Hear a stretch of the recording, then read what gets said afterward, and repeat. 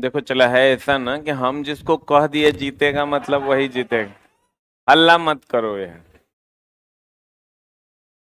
2 ball में 10 run था। 10 run बन गया, एगो छक्का लग गया, एगो चौका लग गया, ऐसे लग गया। तुम लोग को मजाक लगता है रे। बाप रे बाप। हमको लग रहा था कि अगर आज हार जाएगा तो कल हम क्लास में क्या मुंह दिखाएं। लेकिन अभी तो हम मुंह भी दिखा रहे हैं, देखो देह पूरा शरीर दिखा रहे हैं, देखो। कहाँ गया मुंबई गुजरात।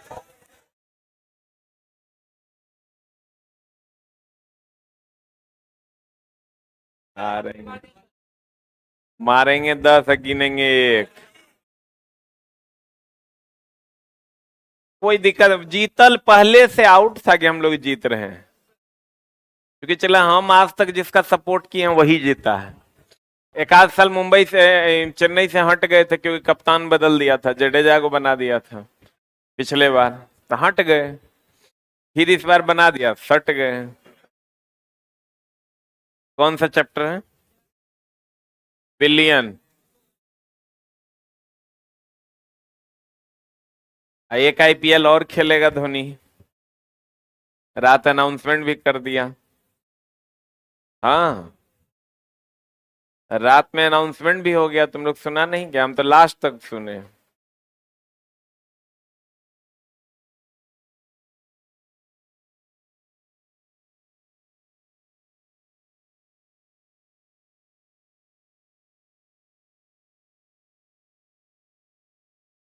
यहां तक हम लोग पढ़े थे, चला पढ़े थे ना।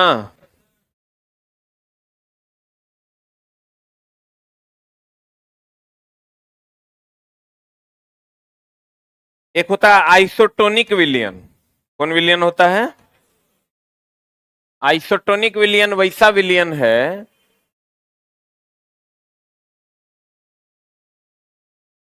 गौर फरमाइएगा। आइसोटोनिक विलियन जिसका परासरण दाब समान होता है, ऑस्मोटिक प्रेशर समान होता है। अगर दो गो विलियन है और दोनों का जो प्रेशर है समान है, तो वैसे विलियन को हम लोग कौन विलियन कहते हैं? आइसोटोनिक विलियन कहते हैं। ऑस्मोटिक प्रेशर कहते हैं विलियन के प्रेशर को। कौन प्रेशर कहते हैं? ऑस्मोटिक प्रेशर कहते हैं। जब दो विलियन का परासरण दाब ऑस्मोटिक प्रेशर समान होता है तो उसे हम कौन क्या कहा जाता है? आइसोटोनिक विलियन कहा जाता है। कौन विलियन कहा जाता है? ऑस्मोटिक प्रेशर होता है किसी भी विलियन पर दिया गया दाब, लिख लो। ऑस्मोटिक प्रेशर यानी परासरण दाब वह दाब है, परासरण दाब वह दाब है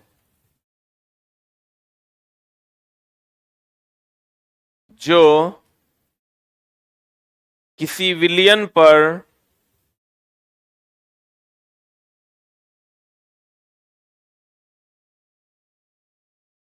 दिया जाता है। किसी विलियन पर दिया जाता है। परासरण दाब वह दाब है जो किसी विलियन पर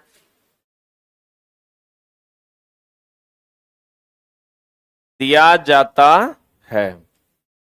अब देखिए, कल हम आपको ही पढ़ाए थे HNO3 नाइट्रिक एसिड के 1 भाग तथा सांद्र HCl के 3 भाग के समांगी मिश्रण को हम लोग क्या कहते हैं? अम्लराज कहा जाता है। इसमें सोना तथा प्लेटिनम क्या हो जाता है? घुल जाता है। इसमें कौन कौन घुल जाता है? सोना और प्लेटिनम।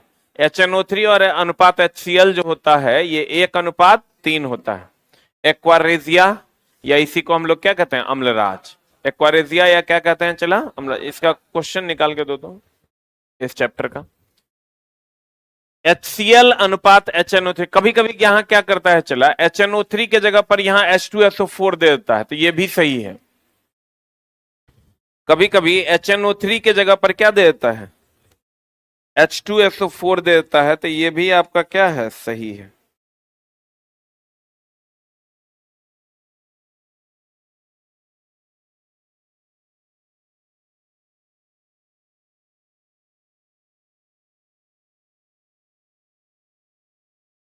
किसी पास एनसीईआरटी एग्जाम्पलर है क्या? एनसीईआरटी एग्जाम्पलर है अभी है? अब घर पे रहने से की हो, नीचे से लेके आइए तो। ओ हीरो जी नीचे जाइए, बोलिएगा एनसीईआरटी एग्जाम्पलर की किताब मांग रहे हैं। फिर बढ़ते हैं, चला आगे। कहते हैं विलेय की मात्रा के आधार पर विलयन के प्रकार संतृप्त, असंतृप्त और अति संतृप्त। देखिए जैसे चला आप पुराने जमाने में अगर महाभारत वगैरह देखे होंगे, रामायण वगैरह, तो मुनि सब जब खाना खाता था ना तो कहता था हमारी आत्मा तृप्त हुई, मांगो क्या मांगते हो। सुने हैं? नहीं सुने हैं?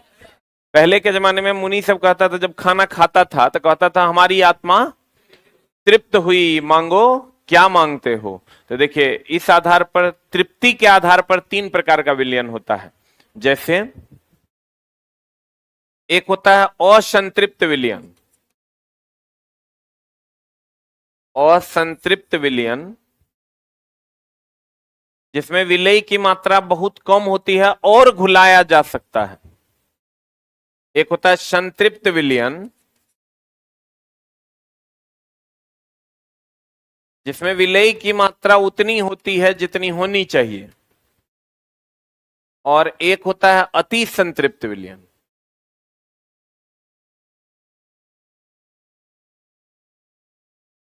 चला कंप्लीट संतृप्त होता है, संतृप्त मतलब पूरा होता है, इसमें और अधिक नहीं घुलाया जा सकता, मतलब इसमें विलेय अधिक होता है, विलेय अधिक, इसमें विलेय कम, इसमें विलेय जितना होना चाहिए उतना, विलेय जितना होना चाहिए उतना, इसमें विलेय जितना होना चाहिए उतना।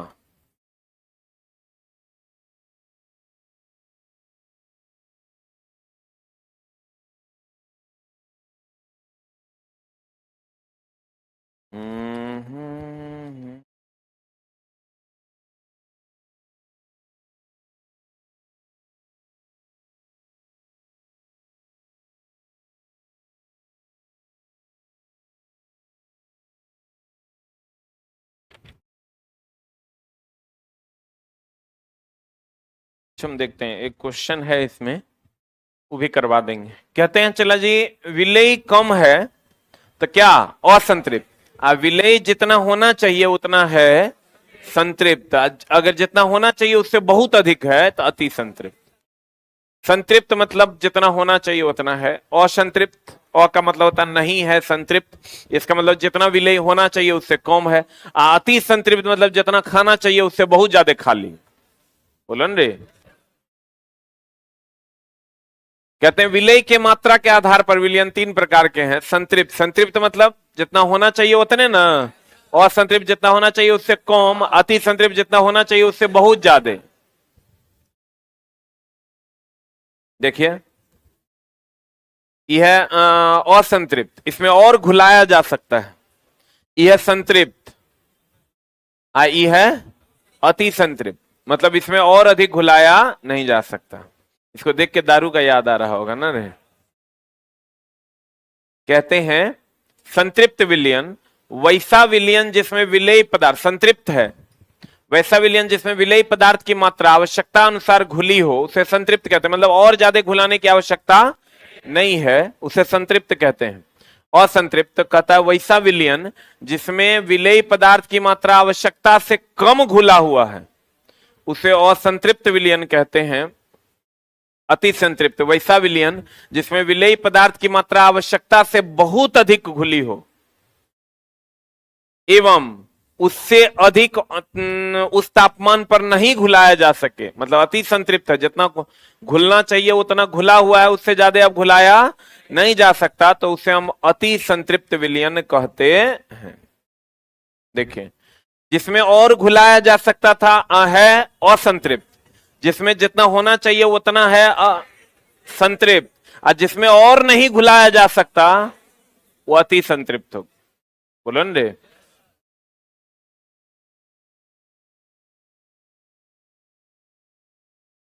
अब एक है समांग, एक है विषमांग। समांग विलयन वैसा विलयन होता है, ये होता है घुलने के आधार पर। विलयन दो प्रकार के, एक समांग और दूसरा विषमांग। जैसे आप चीनी पानी के मिश्रण को पीजिए,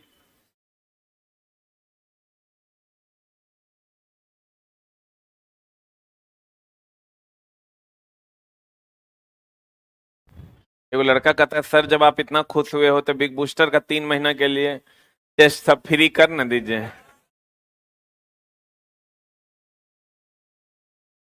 गौर फरमाइएगा, समांग विलयन और विषमांग विलयन। समांग विलयन क्या होता है?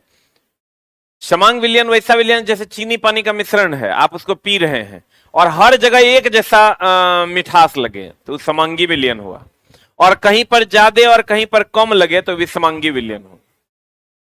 नहीं समझा? जैसे देखो, चीनी पानी का मिश्रण समांगी है, अब पानी और बालू का मिश्रण विषमांगी। जे पूरा पूरा घुल जाए समांगी, या जे पूरा पूरा नहीं घुले विषमांगी। तो कहते हैं, गौर फरमाइएगा, समांगी विलयन वैसा विलयन जिसमें विलेय, विलेय बोले तो चीनी, विलेय बोले तो क्या, विलेय पदार्थ एक दूसरे में 100% घुला हो उसे समांगी विलयन कहते हैं। कितना प्रतिशत घुला हो? 100% घुला हुआ हो उसे हम लोग समांगी विलयन कहते हैं। पानी में चीनी का विलयन, पानी में दूध का विलयन, पानी में नमक का विलयन, क्या होता है? 100% घुल जाता है। अब कहते हैं चला, नदी का गंदा पानी 100% घुला हुआ रहता है। वायुमंडल में धूलकण, धूलकण कभी वायु में पूरा पूरा घुल सकता है? तो कहते हैं वैसा विलयन जिसमें विलेय पदार्थ एक दूसरे में 100% नहीं घुला रहता है उसे हम लोग कौन विलयन कहते हैं? विषमांग। जैसे नदी का गंदा पानी, वायुमंडल में धूलकण, ये सब 100% कभी घुल नहीं सकता है। फिर है विषमांगी विलयन के प्रकार, जिसमें आता है आपका निलंबन, कोलाइड। कोलाइड विलयन के भी फिर प्रकार हैं, निलंबन, एक होता है क्या, कोलाइड।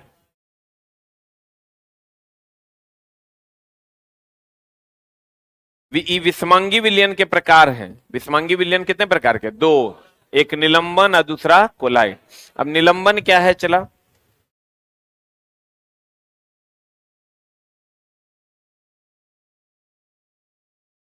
निलंबन जब ये कह दें चला तो समझ लो नाला का पानी, न से निलंबन और न से नाला का पानी। न से क्या, निलंबन, और न से क्या, नाला का पानी। न से निलंबन और न से नाला का पानी, मतलब धूलकण मिला हुआ हवा।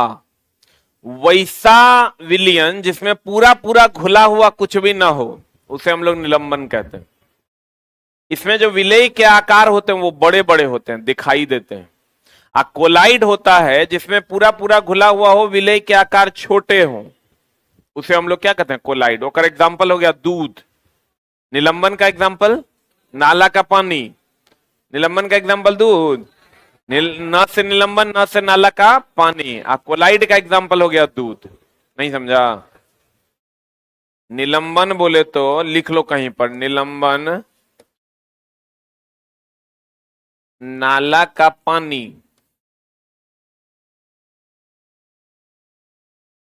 कोलाइड बोले तो दूध। निलंबन नाला का पानी,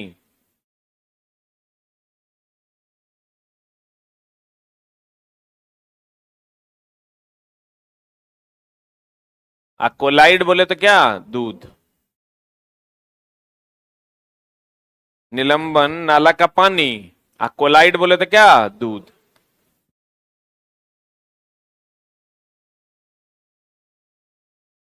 इन दोनों में अंतर क्या समझे आप? निलंबन नाला का पानी मतलब निलंबन में विलेय पदार्थ की मात्रा बड़ी बड़ी होती है कि छोटी छोटी होती है? बड़ी बड़ी होती है। कोलाइड में आ गया आपका दूध, इसमें क्या होता है, छोटा छोटा होता है। देखिए निलंबन सस्पेंशन, वैसा विषमांगी विलयन, दोनों विषमांगी है, दोनों क्या है, मतलब पूरा पूरा घुलेगा नहीं। नाला का पानी पूरा पूरा घुलता है। वैसा विषमांगी विलयन जिसमें विलेय के कणों की त्रिज्या 10⁻⁵ सेंटीमीटर से बड़ा हो उसे निलंबन कहा जाता है। जैसे नदी का गंदा पानी, वायुमंडल में धूलकण, वायुमंडल में धुआं इत्यादि। कोलाइड कहते हैं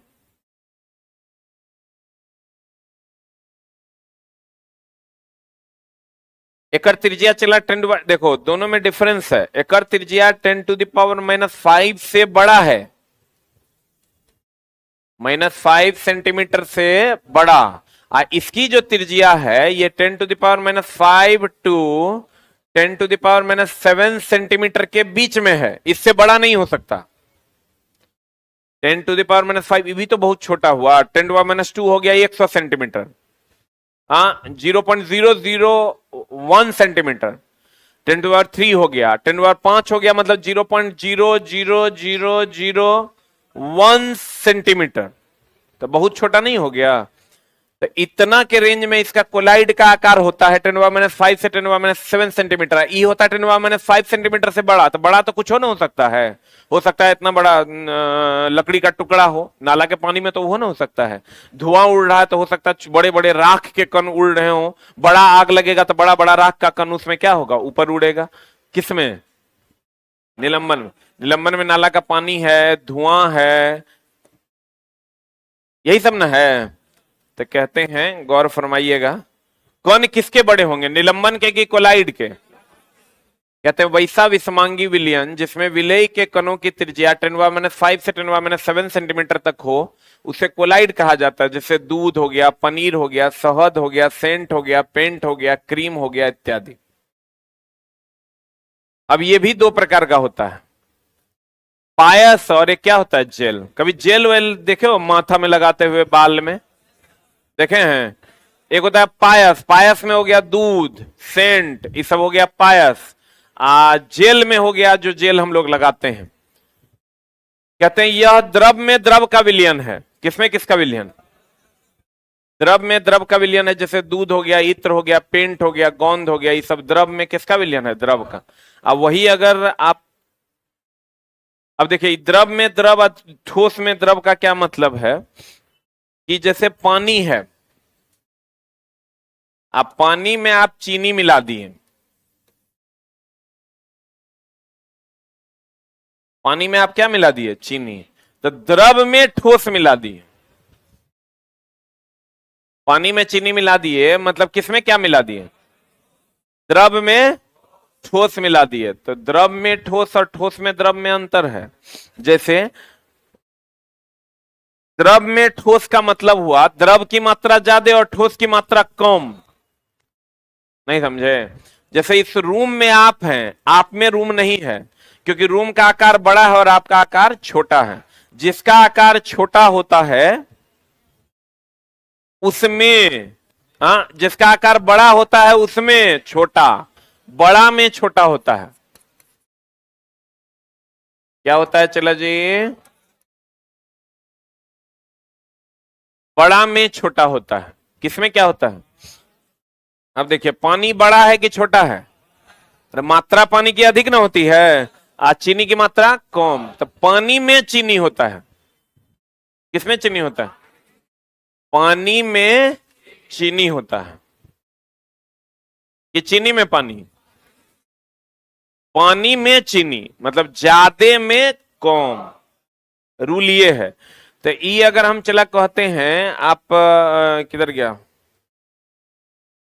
यह द्रव में द्रव का विलयन है, मतलब दोनों द्रव्य है। तब द्रव में गैस का विलयन होगा, मतलब द्रव की मात्रा ज्यादा होगी, गैस की मात्रा कम होगी। गैस में ठोस का विलयन होगा, मतलब गैस की मात्रा ज्यादा और ठोस की मात्रा कम। ठोस में द्रव का विलयन, मतलब ठोस की मात्रा ज्यादा और द्रव की मात्रा कम। अब द्रव में ठोस का विलयन,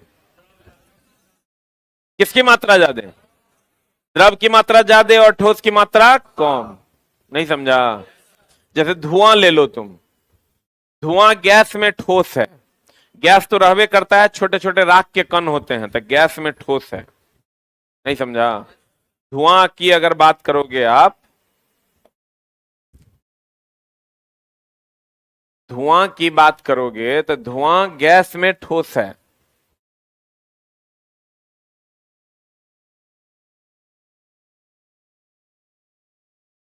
धुआं की अगर हम बात करें, देखिए धुआं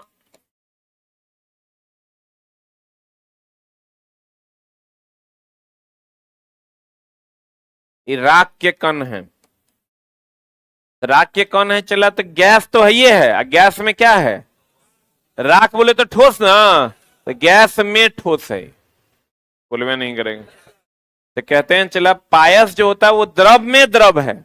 इसका एग्जाम्पल है दूध, इत्र, पेंट, गोंद इत्यादि। यह ठोस में द्रव का विलयन है, जेल।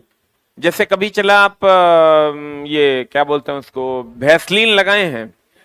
वैसलीन हाथ पे लगा के ऐसे से देखिएगा, आपको ठोस के कण हाथ में दिखाई देंगे। नहीं लगाए हैं? वैसलीन आप ले लीजिएगा, वैसलीन जेल है एक प्रकार का, उसको हाथ में लेके ऐसे से रगड़िएगा तो आपको छोटा छोटा ठोस का कण दिखाई देगा। तुम लोग छोटा कभी क्रीमें नहीं लगाता है कि नहीं? जेल कभी हाथ में लगा के देखिएगा, चला जी ऐसे से कीजिएगा ना तो आपको ठोस के कण दिखाई देंगे। कहता है ठोस में द्रव का विलयन है, जैसे पनीर, शहद, फेस वॉश, शैम्पू, क्रीम इत्यादि। बट इसको याद नहीं करना है। अब देखो कोलाइड की अगर बात करोगे चला, तो कोलाइड दिखता समांगी है। जैसे दूध ले लो, दूध को देख के लोग क्या कहेगा? समांगी जो समान रूप से मिल जाए, विषमांगी जो समान रूप से ना मिले। तो दूध को देख के तुम क्या कहोगे, समांगी की विषमांगी?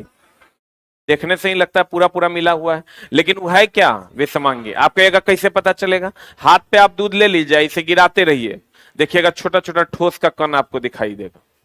पूरा पूरा पानी ले लीजिए, पानी समांगी है, उसको आप गिरा दीजिए तो उसमें आपको कोई भी कण दिखाई नहीं दे। तो दूध दिखता समांगी है, होता क्या है? दूध दिखता कैसा है, लेकिन होता क्या है? विषमांगी। अब एक टिंडल प्रभाव के बारे में कहा गया था, नाम है चला टिंडल प्रभाव। अभी टिंडल प्रभाव क्या है? मान लो ये पानी है, मान लीजिए ये क्या है चला, पानी।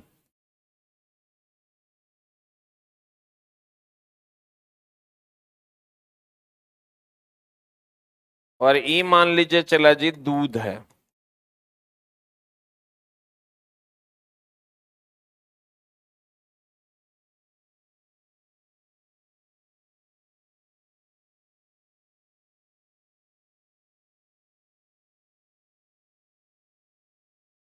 ये दूध है, ये टॉर्च है। यहां से जब प्रकाश गुजरता है पानी से, पानी से प्रकाश गुजरेगा चला जी तो ये पार कर जाएगा।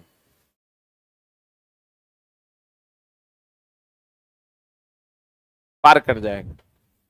आज जब दूध से प्रकाश गुजरेगा, ये पार नहीं कर पाएगा। इसी को कहते हैं टिंडल प्रभाव। कौन प्रभाव? एक होता है प्रकीर्णन, एक इफेक्ट है प्रकीर्णन। प्रकीर्णन का मतलब होता है प्रकाश का क्षय। प्रकीर्णन का मतलब, प्रकीर्णन बोले तो प्रकाश का क्षय, ठीक है। प्रकीर्णन बोले तो प्रकाश का क्या? क्षय। अब मामला क्या है कि जब प्रकाश दूध से होकर गुजरता है तो प्रकाश का क्षय हो जाता है। क्या हो जाता है? क्षय हो जाता है। अर्थात क्षय होना मतलब क्या होना? प्रकीर्णन होता मतलब दूध क्या है? कौन विलयन है? कोलाइड विलयन है। अभी तुरंत न पढ़ाए थे, दूध क्या है? तो जब कोलाइड विलयन से होकर प्रकाश गुजरता है तो प्रकाश का क्षय अर्थात प्रकीर्णन हो जाता है। और यही प्रभाव कौन प्रभाव? टिंडल पर। नहीं समझे? जब कोलाइड विलयन से होकर प्रकाश गुजरता है तो प्रकाश का क्या हो जाता है? क्या हो जाता है? नॉन कोलाइड से अगर गुजरेगा, जो कोलाइड नहीं है, जैसे पानी कोलाइड नहीं है, इससे होकर गुजरेगा तो गुजर जाएगा, प्रकाश का क्षय नहीं होता। तो ये जो क्षय होता है अर्थात प्रकीर्णन होता है, इसी घटना को हम लोग कौन प्रभाव कहते हैं? कौन प्रभाव कहते हैं? तो आपको क्वेश्चन पूछेगा टिंडल प्रभाव किस विलयन में होता है? कोलाइड विलयन में। कहेगा टिंडल प्रभाव में प्रकाश का क्या होता है? क्षय नहीं, प्रकीर्णन होता है।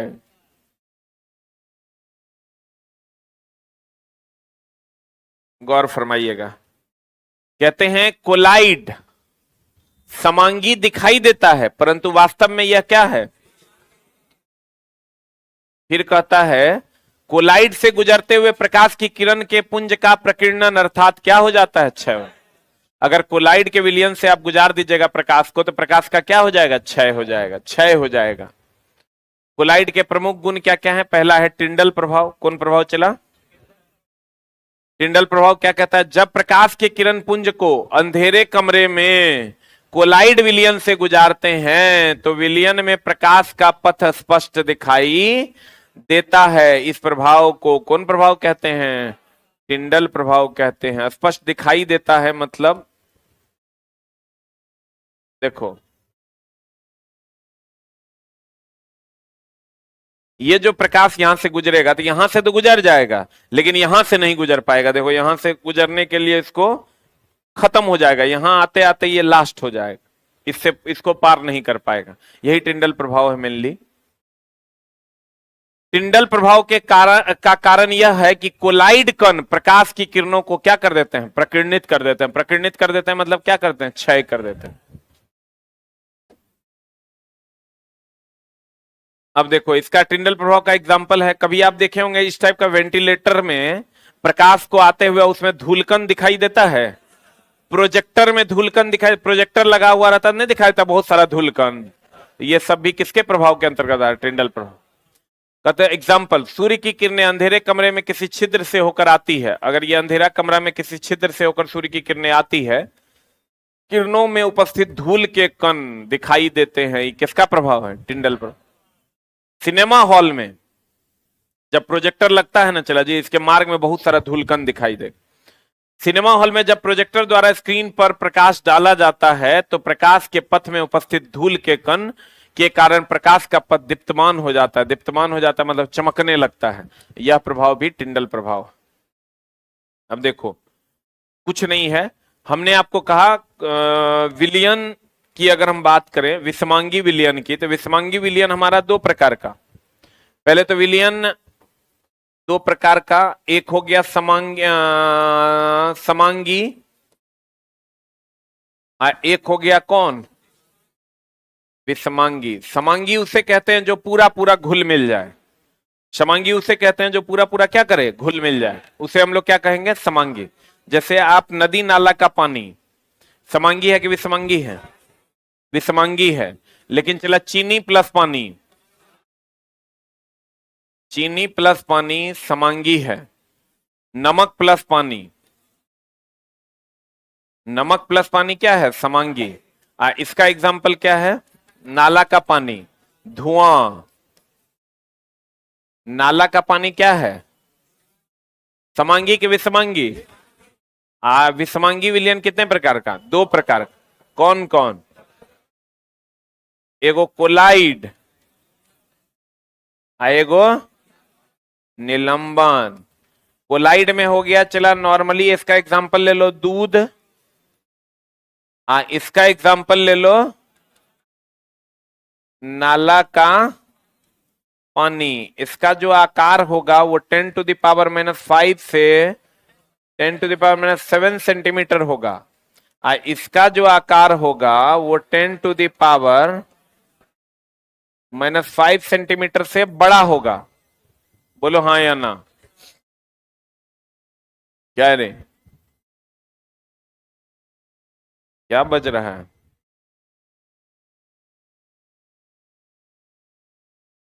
कोलाइड विलयन जो होगा वो 10⁻⁻5 से 10⁻⁻7 सेंटीमीटर होगा। निलंबन का आकार 10⁻⁻5 सेंटीमीटर से क्या होगा? बड़ा होगा। अब इसी को हमने बांटा, चला कोलाइड को दो भाग में। कौन कौन? एगो होता है पायस, एक होता है क्या? जेल। एक होता है पायस, एक होता है क्या? जेल। दूध के बारे में का इसका एग्जाम्पल चला दूध है। तो दूध अगर पूछ देना कि क्या है तो दूध पायस है। अब पायस नहीं रहेगा तो दूध क्या है? कोलाइड। पायस नहीं रहेगा तो दूध क्या है? कोलाइड। अब कोलाइड विलयन की कुछ गुण है। गुण क्या है? यह दिखता है समांगी। दिखता कैसा है? समांगी। लेकिन होता कैसा है? आपको कहेगा दूध कैसा विलयन है तो हम कहेंगे समांगी कि विषमांगी? दूध कैसा विलयन है? विषमांगी विलयन होता है, सही है ना। और नाला का पानी क्या है? विषमांगी है। धुआं क्या है? विषमांगी है। चीनी पानी का मिश्रण क्या है? समांगी है। उसके बाद हमने विलयन को 3 भाग में बांटा। विलेय के मात्रा के आधार पर विलयन को 3 भाग में बांटा गया। कौन कौन? एक संतृप्त,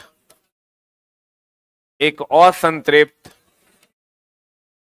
और एक अति संतृप्त। संतृप्त उसे कहते हैं जिसमें जो संतृप्त हो, जितना होना चाहिए उतना है तो संतृप्त, अगर उससे कम है तो असंतृप्त, और उससे बहुत ज्यादा है तो अति संतृप्त। जितना होना चाहिए उतना है तो संतृप्त, उससे कम है असंतृप्त, जितना होना चाहिए उससे बहुत ज्यादा है अति संतृप्त। क्लियर है? तो चला, अति संतृप्त विलयन में और ज्यादा घुलाया जा सकता है क्या? असंतृप्त में और घुलाया जा सकता है। असंतृप्त में घुलाने की जरूरत नहीं है, जितना होना चाहिए उतना होता है। सही है? बोलो ने। विलेयी पदार्थ की मात्रा जब बहुत ज्यादा हो जाएगा तो क्या हो जाएगा? अति संतृप्त। अति संतृप्त ना। अविलेयी पदार्थ की मात्रा अगर कम होगा तो असंतृप्त। अविलेयी पदार्थ जितना है उतना होना चाहिए होगा तो संतृप्त। बोलो ने। इतने हम लोग पढ़े हैं आज। क्लियर है? आगे की कार्रवाई अगली कक्षा में करें। मुंबई।